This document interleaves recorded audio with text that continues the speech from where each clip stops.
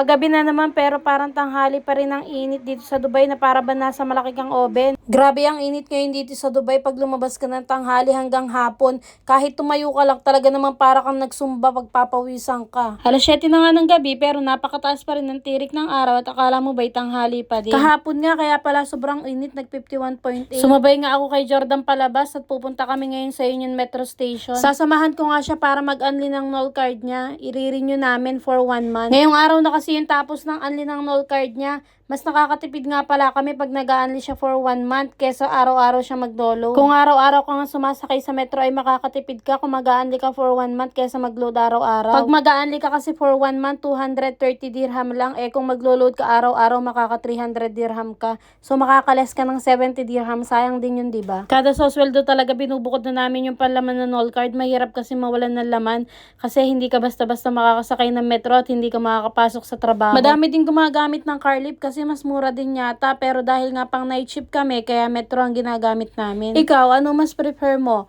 Carlip o metro? Nandito na nga kami sa loob ng metro para magpa-unli ng NOL card niya. Ang istasyon nga pala ay mula Union Metro Station hanggang Business Bay na yun. Kahit balik-balikan ilang beses sa isang araw is naka-unli na yun. Kaya ikaw kabayan, kung hindi ka pa nakakapag-unli, subukan mo na rin. Tapos na nga kami mag-renew ng NOL card niya, kaya naman papasok na si Jordan sa trabaho. Kaway-kaway sa mga kabayan dyan na palagi nagme-metro. Kami lang ba dito yung Metro is life? Kasi naman talagang ang laking tulong at ang laking tipid. Pagka kasi magtataksi ka ang pricey, diba? Kailangan mo lang talagang makipagsabayan sa metro, magtiis ng punuan, lalo na pag-uwian. At syempre, kailangan mo rin tiisin ng amoy. Pumasok na nga si Jordan sa trabaho, kaya naman ako gagawin ng mga errands ko.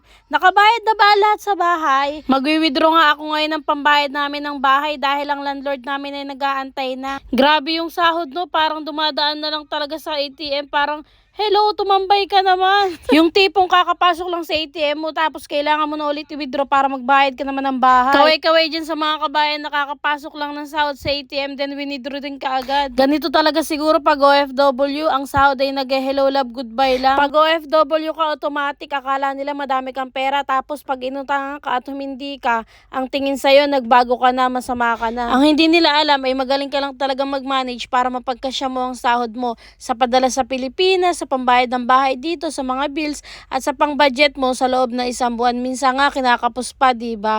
Kaway-kaway dyan sa mga kinakapos ng sahod. Dati nga may petsa di peligro pa, pero ngayon parang puro peligro na lang. Tapos na nga kami magpa-renew ng NOL card at mag-withdraw para pambayad ng bahay, kaya naman uuwi na ako. Shoutout nga po pala sa mga kababayan natin dyan na nagtatrabaho sa Ayush. Hello din po kila Kuya Mel ng mga taga-Satwa. Hanggang dyan na lang po muna. Masala.